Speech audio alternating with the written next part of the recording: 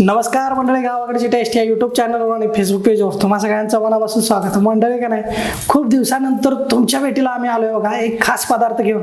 तसा पदार्थ जर बघितला सर नवीन नाही पण नवीन पद्धतीने नक्कीच मंडळी का नाही आज जो पदार्थ होणार आहे. तर ते पदार्थ काय आहे की नाही कारभारी तुम्हाला सांगेल बघा. तर आज आपण आहे ना चिलापी माशीचं मच्छी फ्राय बनवणार आहेत. म्हणजे काय झालं माहिती आहे काय, पुण्यावरून सोलापूरला येत असताना भिगवण या ठिकाणी आम्ही जेवायला थांबलो आणि मग तिथं हॉटेलवाल्यानं आमच्यासाठी एक मस्तपैकी चिलाप मच्छी फ्राय खायला दिलं बघा.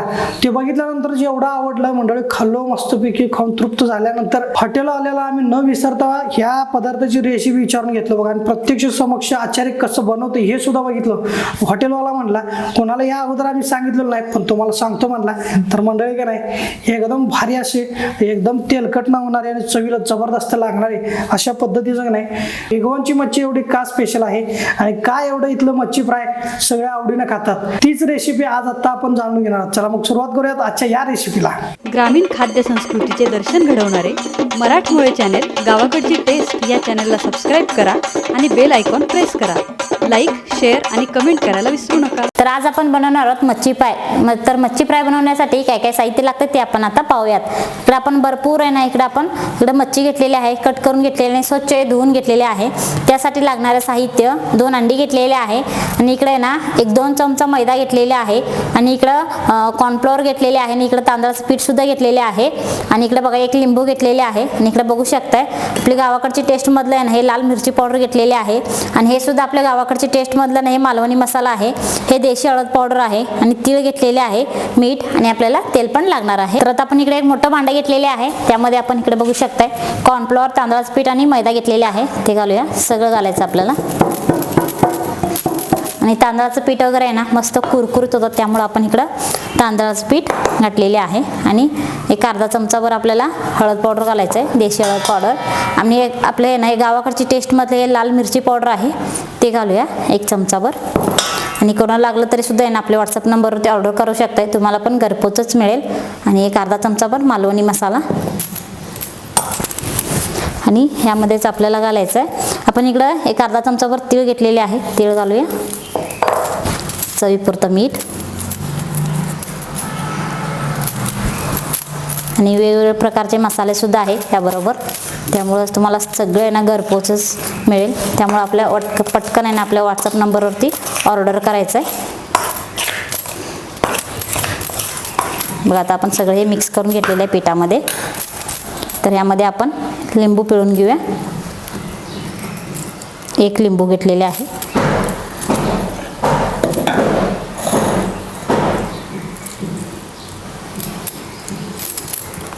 आणि इकडे आपण 2 अंडी घेतलेले आहे, तर ते आपण अंडी फोडून घेऊया.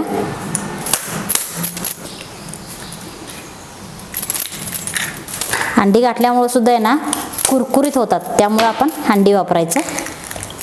चवीला पण छान लागतं, मस्त असं कुरकुरीत लागते. तर आता आपण सगळं आपल्याला मिक्स करून घ्यायचं आहे. आता ह्यामध्ये आपल्याला काहीच वापरायचं नाही, फक्त आपण अंडे वगैरे घालून आपल्याला हे मिश्रण आपलं तयार होते. ह्यामध्ये आपण दुसरे कुठलेही मसाला वापरला नाही, काय नाही, फक्त आपलं गावाकडची टेस्टमधलं आहे ना लाल मिरची पावडर, हळद पावडर आणि मालवणी मसाला एवढंच वापरलेलं आहे. तर आता आपण ह्यामध्ये आहे ना थोडं पाणी घालून आपण हे पीठ तयार करून घेऊया. चांगलं असं पीठ आपल्याला तयार करून घ्यायचं आहे. मच्छीला चांगलं असं आहे ना लागला पाहिजे, तसं ह्या पद्धतीने आपण हे पीठ तयार करून घ्यायचं आहे.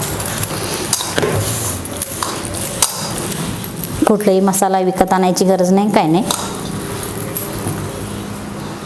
आणि काही वेळा काय होते आपण मच्छी फ्राय वगैरे करताना आहे ना जास्त तेलकट होतोय, नाहीतर मच्छीला सगळीकडे पीठ लागत नाही, त्यामुळे अशा प्रकारे आहे ना होतात. त्यामुळं हे व्हिडिओ आहे ना तुम्ही शेवटपर्यंत बघा आणि तुम्ही घरात करायला घेतलं तर तुम्हाला परफेक्ट हे रेसिपी जमणार. त्यामुळं शेवटपर्यंत व्हिडिओ बघा आणि कुरकुरीत पण होणार आणि तेलकट पण नाही होणार. बघा आता आपण चांगलं असं आहे ना असं या पद्धतीने आपण पीठ तयार करून घेतलेले आहे. बघा किती छान दिसतोय. आणि ह्याच पद्धतीने आपल्याला आहे ना पीठ तयार करून घ्यायचं, म्हणजे सगळं माशाला आहे ना हे पीठ सगळीकडे लागायला पाहिजे. हे बघा जरा सुद्धा गाठोडं झालं नाही, काय नाही, मस्त आपले पीठ आहे ना तयार झालेले आहे. तर आता आपण आहे ना इकडे बघा भरपूर आपण आहे ना हे मासे आपण कट करून घेतलेले आहे. तर आता आपण सगळं ह्यामध्ये घालायचं आपल्याला. पिठामध्ये सगळीकडे हे लागला पाहिजे पीठ माशाला.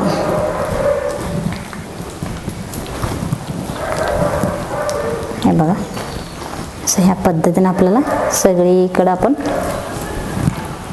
पीठ लावून घेऊया.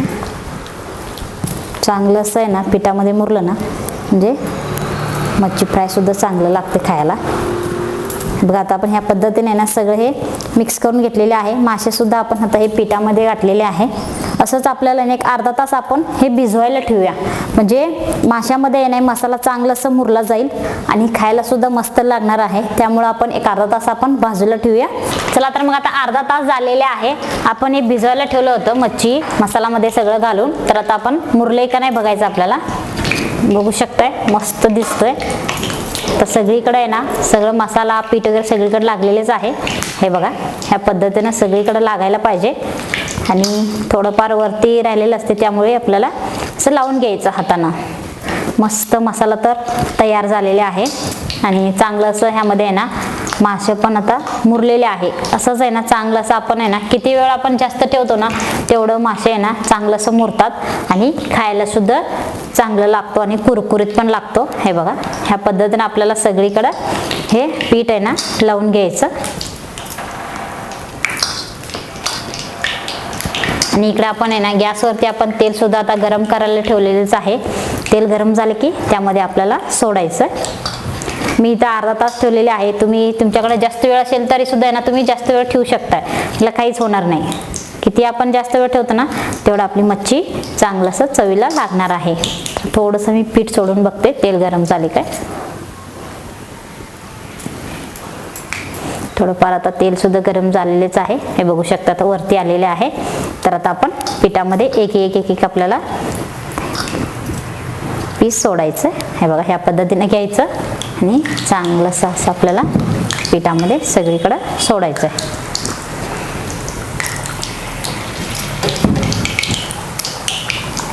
तेलामध्ये किती बसते तेवढं आपल्याला सोडायचं. तर ह्या बाजूने सोडूया.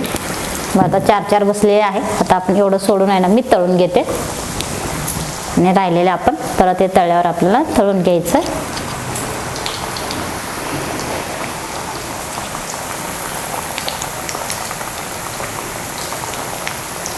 थोडंफार तळ्यावरच आपल्याला हे पलटी करून घ्यायचं. पटकन सुद्धा आपल्याला पलटी करून घ्यायचं नाही, म्हणजे आतपर्यंत आहे ना चांगलं असं तळला जातो.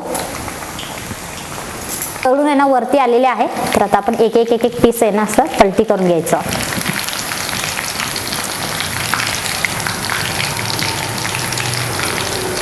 आता सगळे आता पलटी करून घेतलेले आहे.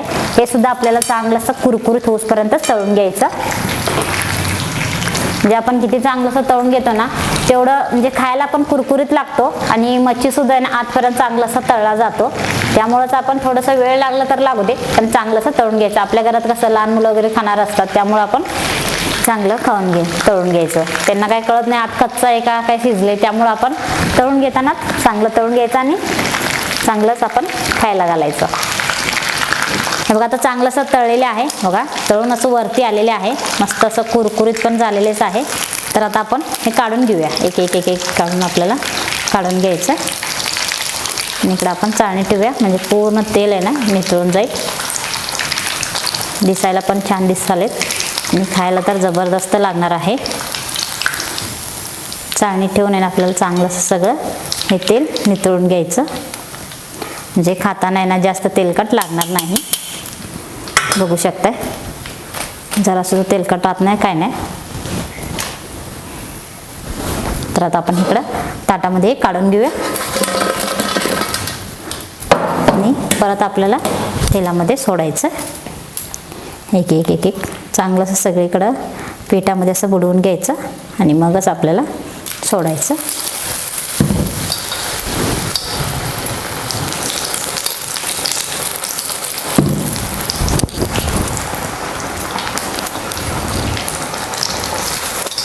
किती बसते तेवढं सोडायचं. थोडंसं लहान असले की जास्त बसते आणि मोठं असल्यावर कमी बसते, त्यामुळं किती बसते तेवढं आपण पिठामध्ये बुडवून सोडायचं. मग आता एवढंच सोडलेलं आहे. हे सुद्धा आपल्याला चांगलं असं तळून घेऊया.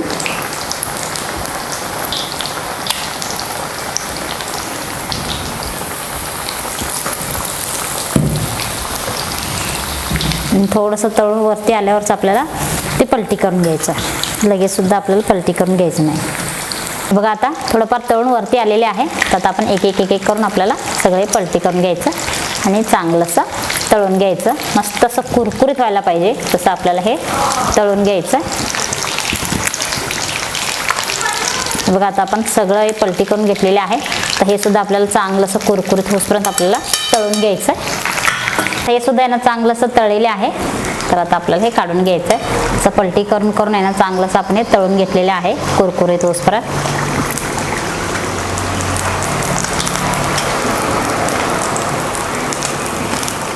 असंच आपल्याला ना सगळे हे मासे आपल्याला तळून घ्यायचं आहे. कुरकुरीत होईपर्यंत तळून घ्यायचं. जरा सुद्धा तेलकट राहत नाही, काय नाही, पूर्ण असं आहे ना. हे बघा कसं कुरकुरीत आवाज येतोय. असंच आपल्याला तळून घ्यायचं. जरा सुद्धा तेलकट दिसणार नाही, काय नाही. असं या पद्धतीने ना तुम्ही पण एकदा नक्की करून बघा घरी. तुम्हाला पण नक्कीच आवडेल आणि लहान मुलं सुद्धा आवडीनं खातील ह्या पद्धतीने केल्यावर. आणि परत आपण आहे ना तेलामध्ये सोडूया आणि चांगलंसं आपण तळून घेऊया.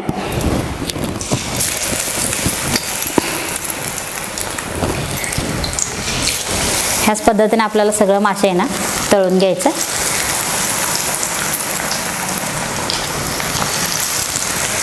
तर मंडळी मस्तपैकी हे बघा इकडं तळलेलं छानपैकी फिश फ्राय तयार झालेला आहे. आता आपण आस्वाद घेऊया.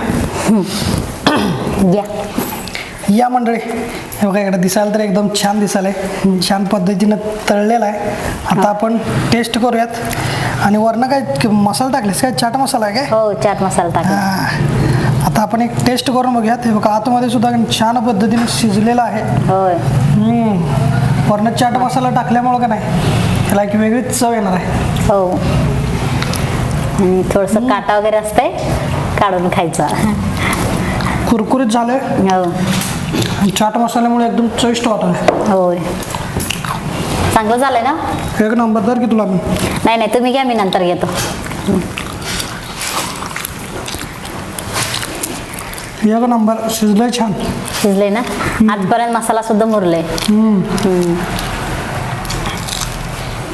त्यामुळेच आपण किती जास्त वेळ म्हणजे मुरायला ठेवतो ना तेवढं चांगलं लागतं आणि चवीला खूप छान लागते. एक नंबर कारभार नाही. हो लय भारी झालं. हो. तर यांना तर आवडलेले आहे.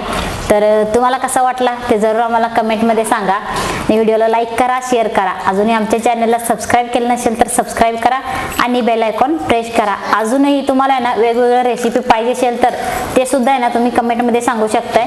ते आपण करून द्यायचा प्रयत्न करतोय. त्यामुळं आवर्जून कमेंटमध्ये सांगा. धन्यवाद. धन्यवाद.